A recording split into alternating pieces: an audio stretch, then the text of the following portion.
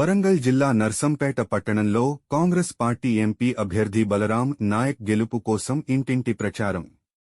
Congress party Warangal జిల్లా అధికార ప్రతినిధి తక్కలపల్లి రవీందర్రావు ప్రభుత్వ 6 గ్యారంటీ పథకాలను వివరిస్తూ ఓటు అభ్యర్థిస్తూ గడపగడప ప్రచారం నిర్వహించినారు. ఈ కార్యక్రమంలో ఓర్సు తిరుపతి మరియు కాంగ్రెస్ పార్టీ ముఖ్య నాయకులు పాల్గొన్నారు.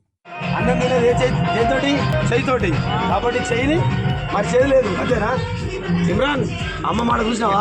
అమ్మ నాకు నేర్పింది.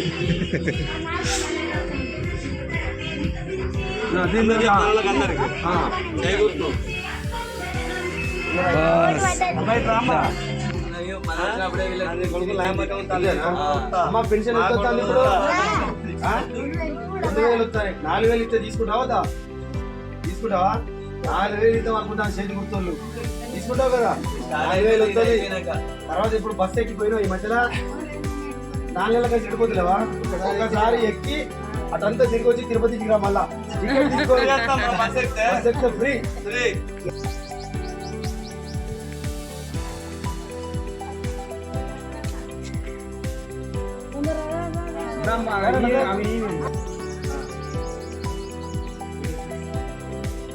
అమ్మాయిలో చేతి గురించి ఎడ కనపడుతుంది ఇదే కదా. ఇక్కడ ఏమొచ్చాలి కట్టాలిగా. అయితే ఓటు పడ్డట్టే. కానీ మరి 13 మళ్ళీ రావాలి. అడిగి మరి మళ్ళీ ఎవరేమన్నారు ఇక్కడ మన ఇస్తాం. రూపాయలు ఇస్తాను నీకు. ఇప్పుడు బస్సులో పోయినా ఈ మధ్యలో ఎప్పుడైనా బస్సులో పోయినావా? బస్సు ఎక్కితే టికెట్ ఫ్రీ కదా. టికెట్ కొన్నావా? కొనలే కదా.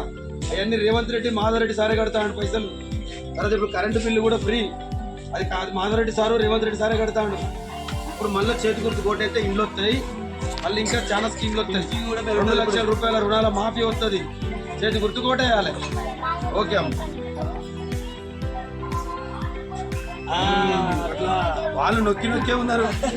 ఎన్నికల పరంపరలో కాంగ్రెస్ అభ్యర్థి మహబూబాబాద్ పార్లమెంట్ నియోజకవర్గానికి మాజీ మంత్రివర్యులు పోరిక బలరాం నాయక్ గారి గెలుపు కోసం నర్సంపేట నియోజకవర్గంలో శాసనసభ్యులు సీనియర్ నాయకులు దొంతి మాధవరెడ్డి గారి నాయకత్వంలో 283 బూతులలో 2,36,763 ఓటర్లను కలిసే కార్యక్రమాన్ని కాంగ్రెస్ పార్టీ శ్రేణులు విస్తృత స్థాయిలో గడిచిన 4 రోజులుగా గడప గడపకు, ఇంటింటికి, వీధి వీధికి, తండకు, పల్లెకు ఈరోజు తిరుగుతున్న క్రమంలో నర్సంపేట పట్టణంలోని ఓర్స్ తిరుపతి గారి ఆధ్వర్యంలో 15వ కౌన్సిలర్ ఓర్స్ అంజలి గారి ఆ నేతృత్వంలో ఈ ముఖ్య నాయకులు డారంగుల కొమరయ్య గారు కానివ్వండి, మహిళా సోదరిమణులు కానివ్వండి, పార్టీ నాయకులు కానివ్వండి, వీరందరి ఆధ్వర్యంలో 15వ వార్డు 4వ డివిజన్ ఈ 2 డివిజన్లలో కూడా గడప గడపకు తిరిగే కార్యక్రమాన్ని వేకువ జాము నుండే తీసుకుంటూ ఈ యొక్క పరంపర సాగుతున్న తీరులో పాల్గొంటున్న ప్రతి ఒక్కరికి నేను పేరున కాంగ్రెస్ పార్టీ పక్షాన, బలరాం నాయక్ గారి పక్షాన, మాధవరెడ్డి గారి తరపున నేను వారికి కృతజ్ఞతలు తెలుపుకుంటూ, మీరే చూశారు మిత్రులు, ఈరోజు ఇంటింటికి వెళ్లే క్రమంలో అడుగుతున్న క్రమంలో, అయ్యా 10 ఏళ్ల కింద నాకు ఇందిరమ్మ బిల్లు వచ్చింది, ఇది 70,000 రూపాయలు. ఆ రోజు నేను కట్టుకున్న ఒక 2 రూమ్ల వరకే, మిగతా 2 రూమ్లు నేను ఖాళీ ఉంచుకున్నా, కట్టుకోలేకపోయినని ఒకరన్నారు. ఓ తల్లి దగ్గరికి వెళితే, నేను ఆల్రెడీ 2,000 రూపాయలు పెన్షన్ వస్తుంది అయ్యా, కానీ పెరుగుతున్న ధరలకు ఏమాత్రం ఆ 2,000 పెన్షన్ సరిపోవడం లేదు. మన 4,000 పెన్షన్ వస్తే నేను ఏ కొడుకు మీద, ఏ బిడ్డ మీద కూడా ఆధారపడకుండా నేను ఆ జీవనాన్ని సాగిస్తా అని ఒకరన్నారు. ఇంకొకరింటికి వెళితే, అయ్యా మేము 10 ఏళ్లుగా కళ్ళు కాయలు కాసే రీతిలో ఇల్లు కోసం చూస్తా ఉన్నా, కేసీఆర్ డబుల్ బెడ్రూమ్ ఇస్తాడు, సుదర్శన్ రెడ్డి డబుల్ బెడ్రూమ్ ఇస్తాడని చెప్పి దరఖాస్తుల మీద దరఖాస్తులు పెట్టుకున్న, మీ సేవా సెంటర్లకు వెళ్ళిన వందలాది రూపాయలు ఖర్చు పెట్టుకున్న తప్ప ఒక్కరికి కూడా మాకు ఇల్లు వచ్చిన దాఖలాలు లేవయ్యా. తప్పకుండా మీరు చూస్తున్నారు మా గుడిసెలు, మా ఇల్లు చూస్తా ఉన్నారు, తప్పకుండా పక్కా ఇల్లు అని చెప్పి వాళ్ళు కోరడం కూడా జరిగింది. అదే రీతిలో మా వీధి చూడండి, మా రోడ్డు చూడండి. మేము ఎన్నో ఏళ్లుగా 70-80 ఏళ్లుగా నివాసం ఉంటున్న ఈ పల్లెలో, ఈ సర్వాపురం ఏరియాలో కనీసం రోడ్డు కూడా లేదు. ఏజెన్సీలో తండలన్న సీసీ రోడ్డు ఉంది తప్ప మాకు ఈ గ్రామంలో 10 ఏళ్లుగా మేము రోడ్డు కోసం చూస్తున్నాం, కానీ రోడ్డు కూడా రాలేదని చెప్పడం జరిగింది. నిజంగా చూస్తూ ఉంటే, వారు చెప్తా ఉంటే, వారు అడుగుతూ ఉంటే బాధ అవుతుంది.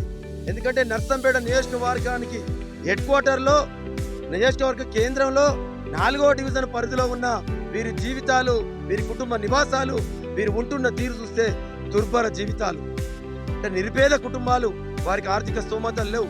కనీసం పాలకులైనా కూడా ఇటువైపు గడిచిన తెలంగాణ తెచ్చుకున్న తర్వాత అభివృద్ధి వస్తుందని ఆశించిన వీరికి కనీసం రోడ్లు వేసిన దిక్కు లేదు, పక్కా ఇల్లు కట్టించిన పాపాన పోలేదు.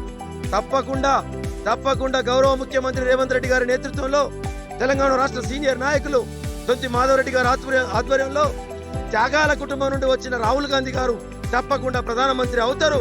ఈ రోజు బలరాం నాయక్ గారికి వేసే ఓటు అక్కడ సోనియా గాంధీకి తెలంగాణ ఇచ్చినందుకు కృతజ్ఞత తీర్చుకుంటూ తన కుమారుడు రాహుల్ గాంధీ గారిని ప్రధాని చేసే రీతిలో ఈ రోజు ఓట్లు వేసుకొని తప్పకుండా వీళ్ళందరికీ ఏదైతే బీసీలకు ఓసీలకు 5 లక్షల రూపాయల పక్కా ఇల్లు, ఎస్సీ ఎస్టీలకు మైబీలకి 6 లక్షల రూపాయల ఇల్లు ఇవ్వడంతో పాటు ఇప్పటికే మేము కరెంటు బిల్లు కట్టడం లేదు, 2 నెలల కాంచెల్లి జీరో బిల్లే మాకు వస్తుందని చెప్పారు.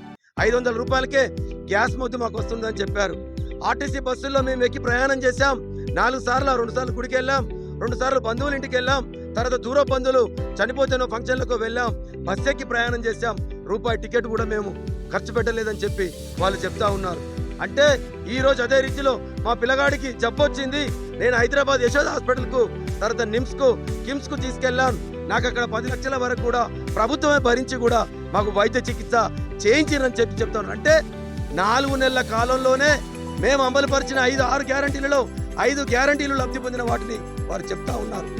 అంటే ఈ రోజు 10 ఏళ్లు పాలించిన బీఆర్ఎస్ వాళ్ళు గుండె మీద చేసుకొని ఆ సుదర్శన్ రెడ్డి, ఆ కేసీఆర్, ఆ కేటీఆర్, ఆ హరీష్ రావు, ఆ కవితమ్మో ఒక్క స్కీమ్ చెప్పమనండి. మేము ఈ స్కీమ్ ప్రత్యేకమైన స్కీము వీళ్ళకి అందించాం, మా యొక్క మూలాలకు ఇవి, ఒక ఇల్లు కట్టించినమా లేదా ఈ లబ్ధి పొందినమా చెప్పండి. జనరల్ సంక్షేమ పథకాలే తప్ప ఆ యొక్క కుటుంబానికి మౌలిక వసతులు కల్పించే ఏ ఒక్క పథకం కూడా ఇవ్వని చేతగాని దద్దమ్మ బీఆర్ఎస్ కు ఏ విధంగానైతే బొందబెట్టామో ఈ రోజు మండుతున్న ధరలతోటి డీజిల్ పెట్రోల్ ధరలు ఆకాశాన్ని అంటాయి. కొనబోతే కొరివి, అమ్మబోతే అడవి లెక్క. ఉప్పు కొందామన్నా, పప్పు కొందామన్నా, నూనె కొందామన్నా ఈ రోజు మండుతున్న